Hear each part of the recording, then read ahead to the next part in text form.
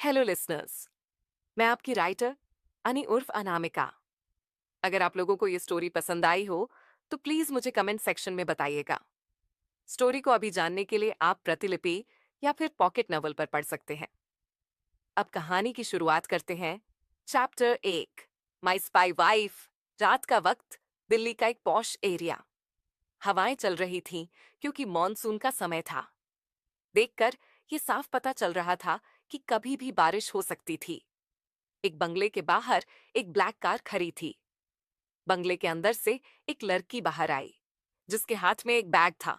उसने उस बैग को कार के अंदर रखा और जैसे ही ड्राइविंग सीट की ओर बढ़ी, उसका फोन बजने लगा।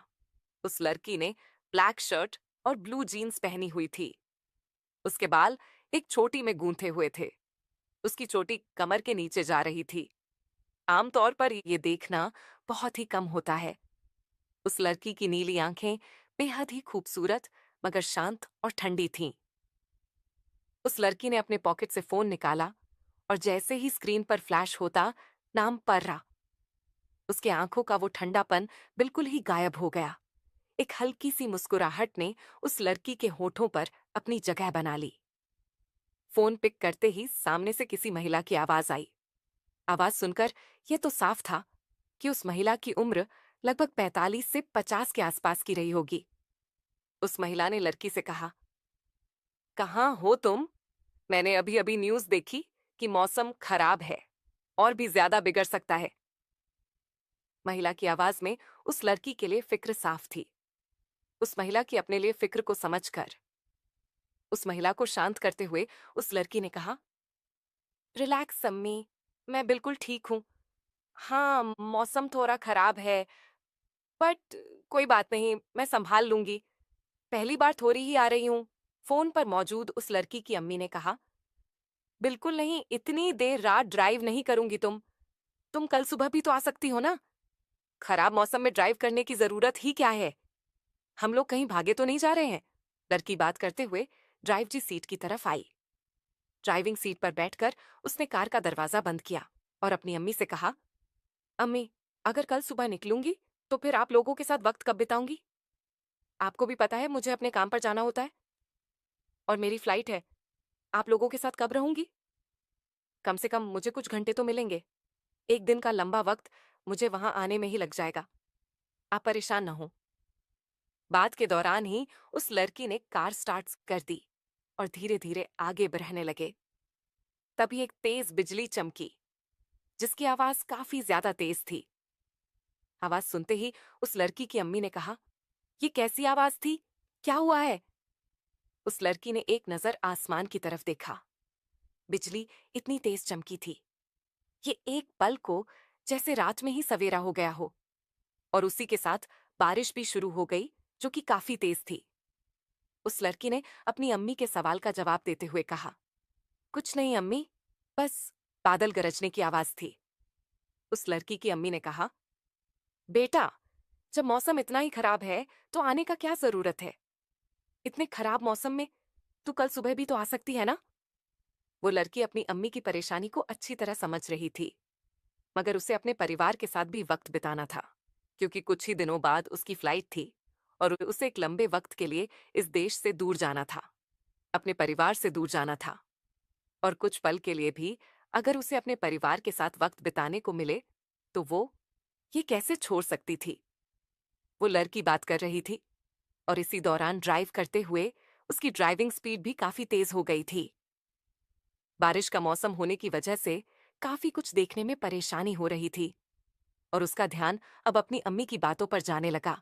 उसने जवाब देने के लिए मुंह खोला ही था कि तभी उसके गाड़ी के सामने कोई अचानक से आया, जिसकी वजह से वो सब कुछ भूल गई और कार को कंट्रोल करने की कोशिश करने लगी, मगर वो कुछ भी कर पाती।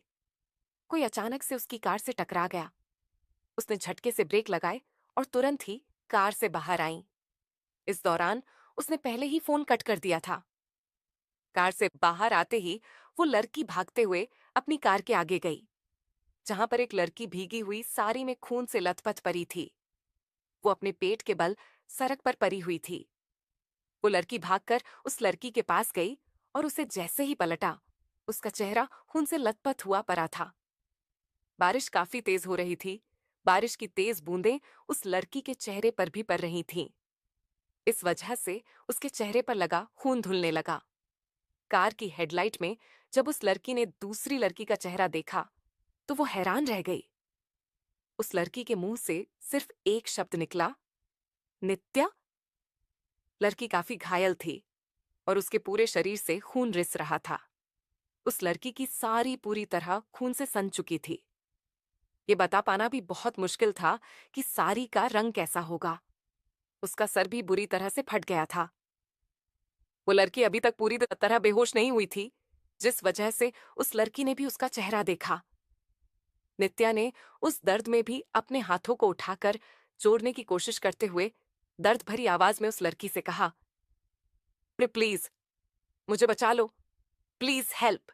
कहते हुए नित्या ने अपने खून से सने हाथ उस लड़की के आगे जोड़ने की कोशिश की और इसी के साथ वो बेहोश हो गई।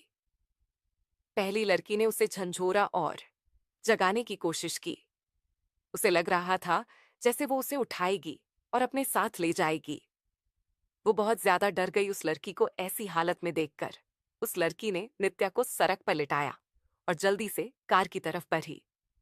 उसने कार की पैसेंजर सीट का डोर खोला किया और फिर भागते हुए वापस नित्या के पास गई।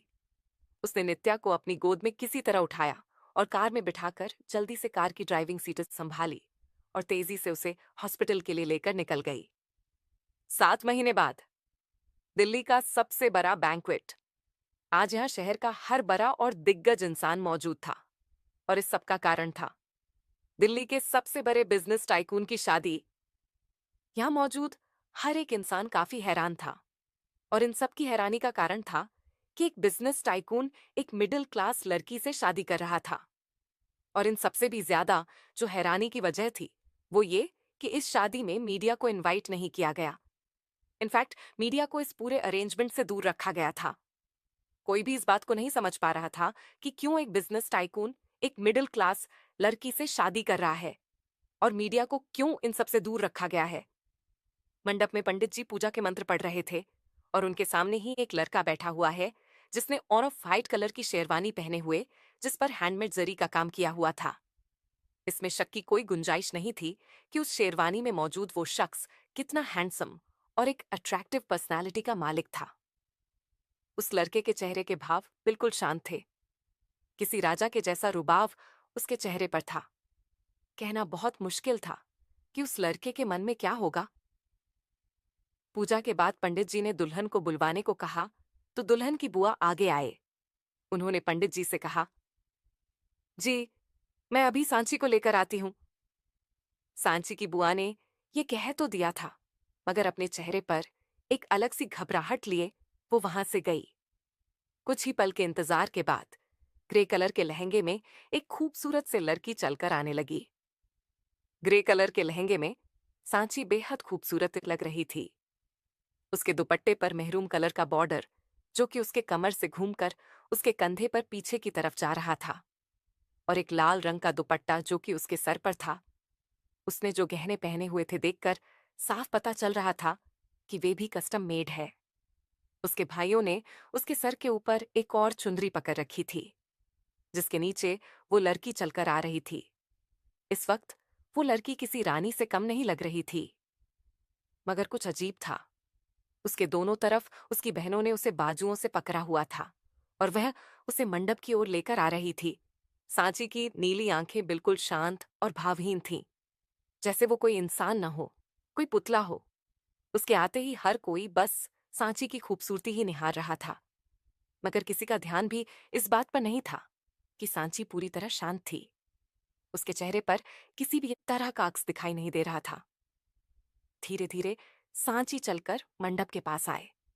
तभी उसका पैर किसी चीज में अटका तो वो मुंह के बल गिरने को हुई, मगर तभी उस लड़के ने सांची को कमर से थामकर गिरने से बचा लिया था। अगर उस लड़के ने सांची को थामने में एक पल की भी देरी की होती तो सांची का चेहरा सीधा हवन कुंड में झुलस सकता था, मगर एंड टाइम उस लड़के ने सांची को बचा लिया। मगर अब भी सांची के चेहरे पर के भाव नहीं बदले। डर की एक लकीर तक उसके चेहरे पर नहीं आए। इस तरह का हादसा देख हर कोई डर गया था, मगर सांची के चेहरे पर कुछ भी नहीं था। मगर अब भी किसी का ध्यान इस बात पर नहीं गया। सांची की बहनों ने उसे सीधा किया और मंडप में उस लड़के के बगल में बिठा दिया। पंडित जी ने हवन शुरू किया और जब भी कोई विधि सांची को करनी होती तो उसकी बहनें ही उसका हाथ पकड़ के उससे वो विधि करवाया करती। एक एक कर शादी की रस्में पूरी होती चली गई। जैसे जैसे शादी की रस्में पूरी होती गई वैसे वैसे ही उस लड़के के होठों पर मुस्कुराहट बरी होती चली गई। फेरे और फिर सिंदूरदान के बाद अब बारी थी दुल्हन को मंगलसूत्र पहनाने की। दो काले मोतियों के बीच जरा एक छोटा सा डायमंड प्लैटिनम की चेन में मंगलसूत्र बेहद ही सिंपल मगर बेहद खूबसूरत था। उस लड़के ने मंगलसूत्र सांची को पहनाया और इसी के साथ शादी संपन्न हो गई। शादी के संपन्न होते ही लड़का अपनी जगह पर खड़ा हुआ और सांची के खड़े होने का इंतजार करने लगा। उसकी बहनों ने उसे उठाया और फिर उस लड़के के पीछे पीछे ले जाने लगी। वो लोग सबके पैर छूने के लिए आ गए। सांची के घर वालों की आंखों में आंसू, बेचैनी और एक डर था। विदाई का वक्त भी आ गया। अब तक आधा से ज्यादा मेहमान वहां से जा चुके थे और अब सांची के घर वाले ही वहां मौजूद थे। हैरत की बात थी, वहां काफी लोग थे मगर एक खामोशी पसरी हुई थी जिसकी वजह से सांची के गहनों की आवाज भी साफ साफ सुनाई दे रही थी। जैसे जैसे सांची आगे बढ़ रही थी वैसे वैसे उसके चेहरे के भाव बदलते जा रहे थे। उसकी आईब्रो इकट्ठी हो गई। सांची को देखकर ऐसा लग रहा था जैसे वो कुछ बर्दाश्त कर रही हो। सांची के सर में तेज दर्द उठ रहा था जो वो बर्दाश्त करने की कोशिश कर रही थी। एक शोर सा उसके कानों में गूंज रहा था। उसकी सांसें तेज होने लगीं। इस वक्त वो लड़का अपने कार के पास खड़ा था और सांची के अपने पास आने का इंतजार कर रहा था। सांची के कदम काफी धीमे हो गए और एक पल को रुक गए। सांची ने अपने दोनों हाथों से अपने सर को पकड़ लिया। अचानक सांची एक तेज आवाज के साथ चीखी और वहीं पर बेहोश हो गई। उस लड़के ने जैसे ही ये देखा वो भागकर सांची के पास आया। उस लड़के के चेहरे पर एक अलग सा डर, एक घबराहट सी थी, जैसे उसके दिल में सांची को खोने का डर हो। उस लड़के ने सांची को अपनी बाहों में उठाया और फौरन उसे वापस होटल के अंदर लेकर चला गया। जाते हुए उसने डॉक्टर को भी बुलवाने को कह दिया था। क्यों थी सांची भावहीन? कौन थी वो लड़की जिससे वो एक्सीडेंट हुआ? एक्सीडेंट के बाद क्या हुआ नित्या के साथ? क्या है सांची के बेहोश होने का कारण? कहानी में आगे क्या हुआ जानने के लिए पढ़िए माई स्पाई वाइफ चैप्टर 2 माई स्पाई वाइफ। विदाई के वक्त एक शांति पसरी हुई थी। उस शांति में एक शोर सा सांची के कानों में गूंज रहा था और ये शोर किसी और चीज का नहीं बल्कि उन गहनों का था जो इस वक्त सांची ने पहने हुए थे। उस खामोशी की वजह से सांची के कानों में उन जेवरों का शोर चुभ रहा था। सांची की हमेशा की आदत रही थी, उसने कभी भी किसी भी तरीके के जेवर या कुछ भी ऐसा नहीं पहना था और इन सब का कारण था कि उसे बचपन से ही ये सब कुछ पसंद नहीं था। उसे इन चूतियों और पायलों की आवाज से सख्त नफरत थी और यही कारण था कि उसने आज तक किसी भी जेवर को हाथ तक नहीं लगाया था। दूर कार के पास खड़ा वो लड़का सांची को ही देख रहा था। सांची के उसके पास आने का इंतजार कर रहा था। तभी उसका कोई दोस्त उसके पास आया और उसके कंधे पर हाथ रखकर बोला, बस भी कर यार, रजत तेरी ही बीवी है, तेरे ही घर आना है उसे। ऐसे क्या घूर रहा है जैसे खा ही जाएगा। रजत ने उसे एक नजर देखा और फिर उसे इग्नोर कर वापस सांची को देखने लगा। रजत की इग्नोर्स देख अब उसे समझ नहीं आया कि क्या कहें।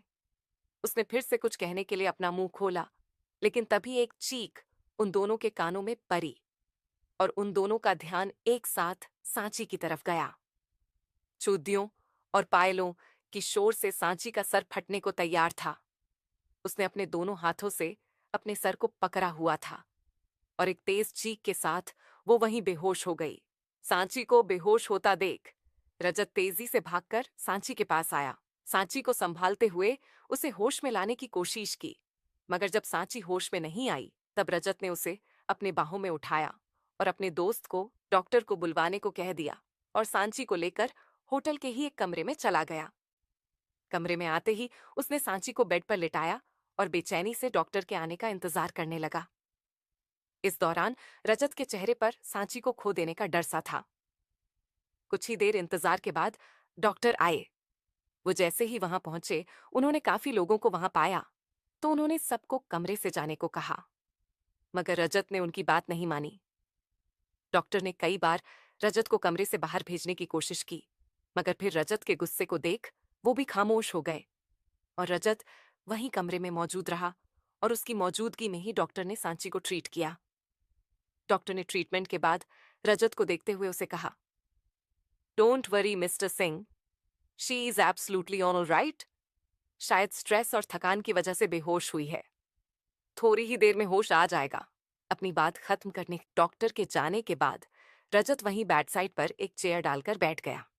उसके एक हाथ में सांची का हाथ था, तो रजत का दूसरा हाथ सांची के सिर को सहला रहा था। कुछ ही देर के बाद सांची की पलकें धीरे धीरे हिलने लगी और उसे धीरे धीरे होश आने लगा। सभी लोग कमरे में मौजूद थे और सांची के होश में आने का ही इंतजार कर रहे थे। सांची ने होश में आते ही अपना सिर पकड़ लिया। उसे ऐसा लग रहा था वो किसी लंबी नींद से जागी हो। उसका सर बुरी तरह घूम रहा था और उसे अपने आसपास की चीजों को समझने में कुछ वक्त लग गया। उसने पूरी तरह अपनी आंखें खोलीं और अपने आसपास कुछ जाने पहचाने चेहरों को देखा, तो देखते ही देखते उसके चेहरे की रंगत बदलने लगी। उसके चेहरे पर हल्का गुस्सा दिखाई देने लगा। उसने पूरे कमरे में अपनी नजरें दौड़ाई भी उसकी नजरें खुद उसके हालत पर गईं। उसने खुद को दुल्हन के जोरे में पाया तो उसकी नीली आंखें गुस्से में लाल हो चुकी थीं। उसने फिर से पूरे कमरे में अपनी नजरें दौड़ाईं और उसकी नजरें एक जगह जाकर रुक गईं। उस जगह पर अपनी नजरें टिकाए हुए उसने कमरे में मौजूद सभी से कहा, सबके सब अभी और इसी वक्त इस कमरे से निकलो। भले ही सांची की आवाज बहुत ज्यादा ऊंची नहीं थी, मगर उसकी आवाज में जो गुस्सा था वो किसी की हड्डियों तक एक सिहरन पैदा करने के लिए काफी था। उसका ये लहजा देख सभी लोग सन से रह गए, जैसे उन्हें ऐसी किसी बात के होने का अंदाजा ही ना हो। कुछ पल के इंतजार के बाद जब किसी ने कमरे के बाहर की तरफ अपने कदम नहीं बढ़ाए, तो एक बार फिर सांची की ठंडी आवाज उस कमरे में सुनाई दी। एक बार में सुनाई नहीं दिया, बाहर जाने को कहा मैंने। सभी लोग एकदम से कमरे के बाहर की ओर अपने कदम बढ़ा दिए। तभी फिर से उन सबके कानों में सांची की गहरी आवाज पड़ी, तुम यहीं रहो, बात करनी है मुझे तुमसे। सभी लोग अपनी जगह पर रुक गए और सांची की नजरों का पीछा किया, तो वहां पर एक लड़की खड़ी थी, जिसे देख सभी लोग हैरान थे। उन सभी लोगों के चेहरे को देखकर ऐसा लग रहा था कि जैसे उन्हें उसके वहां होने का अंदाजा ही ना हो। सभी के कमरे से बाहर जाने के बाद वो लड़की दरवाजे की ओर बाराछी और कमरे का दरवाजा अंदर से बंद किया। दरवाजा बंद करने के बाद वो जैसे ही पलटी, एक तेज थप्पड़ उसके चेहरे पर पड़ा। थप्पड़ इतना तेज था कि उसकी आवाज कमरे के बाहर तक चली गई। Chapter 3, my spy wife. उस लड़की का चेहरा एक तरफ झुक गया। सांची का गुस्सा उसके आपे से बाहर था। सांची ने उस लड़की के बाजुओं को पकड़ा और खींचकर कमरे के दूसरी तरफ ले गई। उसने एक झटके से उस लड़की को छोड़ा तो लड़की लड़खड़ा गई और खुद को संभालने के लिए उसने दीवार का सहारा लिया। वो लड़की अभी तक ठीक से खड़ी भी नहीं हुई थी कि सांची उसके पास आई और मुंह को पकड़ा और दांत पीसते हुए कहा, क्या हो रहा है ये सब? मेरी ऐसी हालत क्यों है? वो लड़की जैसे डर और घबराहट की वजह से कांप रही थी। उसने अपनी लड़खड़ाती हुई आवाज में कहा, सांची वो। उस लड़की ने अपनी बात तक पूरी नहीं की थी और एक और थप्पड़ उसके चेहरे पर पड़ा, जिसके तुरंत बाद ही सांची एक बार फिर उस लड़की के करीब गई और उसके जबड़ों को पकड़ते हुए दांत पीसकर कहा, सांची नहीं अनामिका, अनामिका सिंह, शेखावत भूल मत। तू दोस्त है इसलिए मैं तुझसे कुछ कहती नहीं। इसका मतलब ये नहीं कि तू अपनी हदें भूल जाए। दोबारा ये नाम मुझे तेरी जुबान से सुनाई दिया तो तुम्हारे लिए अच्छा नहीं होगा ज्योति। अपनी बात खत्म करने के बाद सांची ज्योति से दूर हुई, तो इस पर ज्योति ने खुद को संभालती हुई सांची से कहा, अनामिका प्लीज मुझे थोड़ा वक्त दो। चीजों को एक्सप्लेन करने का तुम्हारे एक्सीडेंट के बाद बहुत कुछ हुआ है। और मैं एकदम से ये सब कुछ तुम्हें एक्सप्लेन नहीं कर सकती। मुझे प्लीज एक मौका दो, मुझ पर भरोसा करो। देखते ही देखते कब ज्योति की आंखों में दहशत ने डर की जगह ले ली, ये पता ही नहीं चला। सांची का गुस्सा जैसे आसमान छू रहा था। उसने एक तेज मुक्का ज्योति के पीछे मौजूद आईने पर दे मारा। कांच के टूटते ही खून सांची के हाथ से रिसने लगा। सांची का हाथ बुरी तरह से घायल हो चुका था। सांची ने अपनी उसी खून से सने हाथ से ज्योति के जब्बों को पकड़ा। दांतों को पीसते हुए ज्योति से कहा, मौका दूं, भरोसा करूं, और वो भी तुझ पर, जो पहले भी 2 बार मुझे धोखा दे चुकी है, मेरी पीठ पर वार कर चुकी है। अब मैं तुझे तीसरी बार मौका दूं, ताकि तू फिर से मेरी पीठ पर वार कर सके। सांची के ऐसे कठोर शब्द ज्योति के दिल को बहुत ही बुरी तरह से छल्ली कर रहे थे। उसे काफी गहरे जख्म दे रहे थे। कहते हैं ना, शरीर पर हथियार के वार से होने वाले दर्द को सहन कर सकते हैं, मगर वही वार जब कोई अपना शब्दों से करे तो वो बर्दाश्त नहीं किया जा सकता। इन सब के बावजूद ज्योति ने खुद को संभालते हुए अपने दर्द को नजरअंदाज किया, और ज्योति ने डरते हुए सांची को खुद पर भरोसा दिलाने की कोशिश करते हुए सांची से कहा, नहीं अनामिका, ऐसा नहीं है। बात बस इतनी सी है कि ये वक्त और जगह इन सब बातों के लिए सही नहीं है। तुम मुझे एक मौका दो, मैं तुमको सब कुछ एक्सप्लेन कर दूंगी। बस फिलहाल के लिए जो हो रहा है, जैसे हो रहा है, होने दो। इस वक्त किसी भी चीज को रोकने की या कंट्रोल करने की कोशिश मत करो, वरना चीजें बद से बदतर हो जाएंगी। मैं तुम्हारे आगे हाथ जोड़ती हूँ। कुछ और ना सही, बचपन की दोस्ती की खातिर ही सही, बस एक बार हम लोगों की बात सुन लो। अनामिका ने नफरत और गुस्से से भरकर ज्योति को देखा। अनामिका की आंखों में इतना तेज गुस्सा था जैसे वो पूरी दुनिया को ही आग लगा दे। अनामिका ने एक झटके से ज्योति के जबड़ों से अपना हाथ हटाया, मगर एक पल भी और उसकी तरफ नहीं देखा, और तेज कदमों से दरवाजे की ओर बढ़ गई। अनामिका ने ज्योति की बात तो मान ली थी, मगर उसका गुस्सा कम नहीं हुआ था। आखिर अनामिका ज्योति की बात मानती भी कैसे नहीं। ज्योति ने उसे अपनी बचपन की दोस्ती का वास्ता जो दिया था। अनामिका ने कमरे का दरवाजा खोला तो उसका परिवार उसके सामने खड़ा था। अनामिका की आंखें फिर से गुस्से से लाल हो गईं। वो उनसे कुछ कहने को हुई कि तभी उसने अपने कंधे पर किसी के हाथों को महसूस किया, जो कि उसके कंधे पर काफी मजबूती से रखा गया था, जैसे यह उसके लिए एक इशारा हो कि चुप रहना।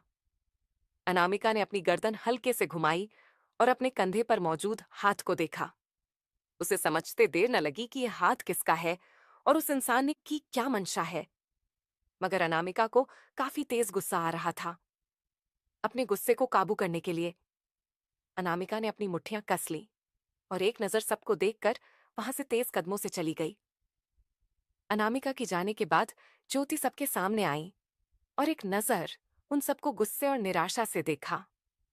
वो भी उनसे बहुत कुछ कहना चाहती थी, मगर इस वक्त कुछ भी कहना सही नहीं था।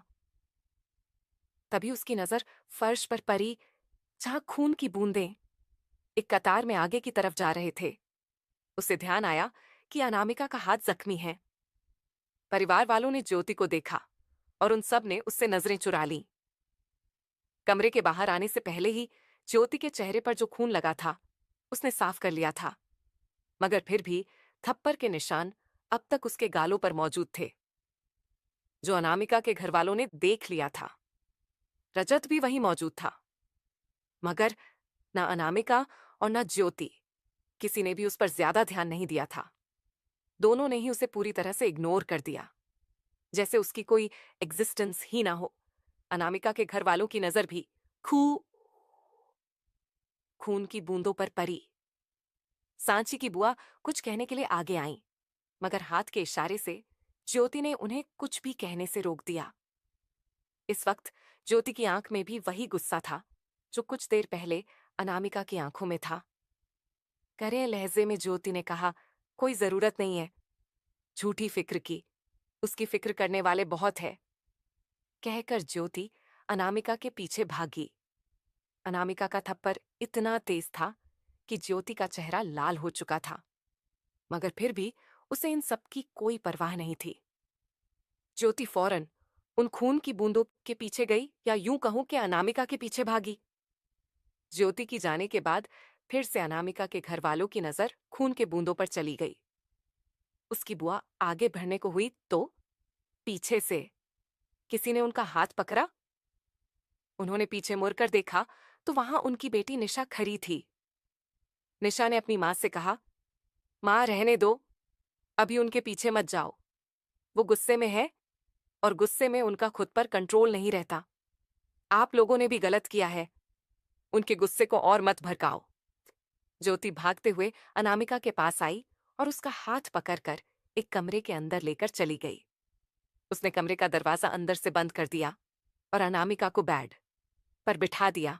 अनामिका ज्योति को गुस्से से घूर कर देख रही थी, जैसे कह रही हो क्या कर रही हो, मगर अपनी जुबान से कुछ भी नहीं कहा।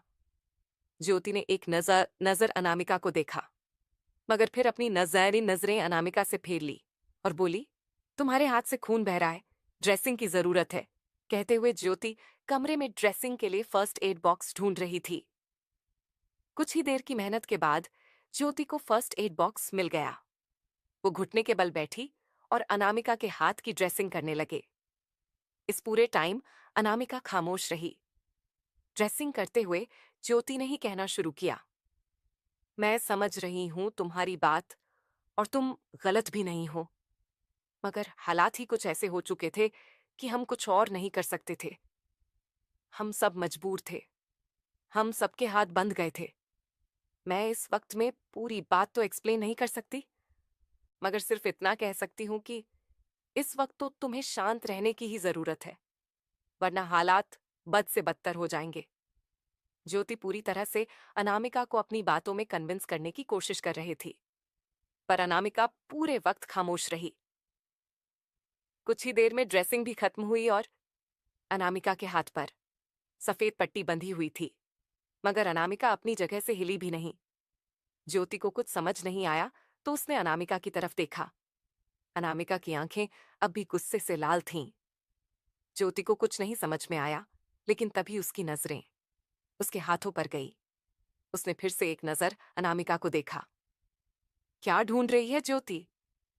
क्या था निशा की बातों का मतलब? क्यों शांत हो गई अनामिका? कहानी में आगे क्या हुआ जानने के लिए पड़े रहे माई सपाई वाइफ।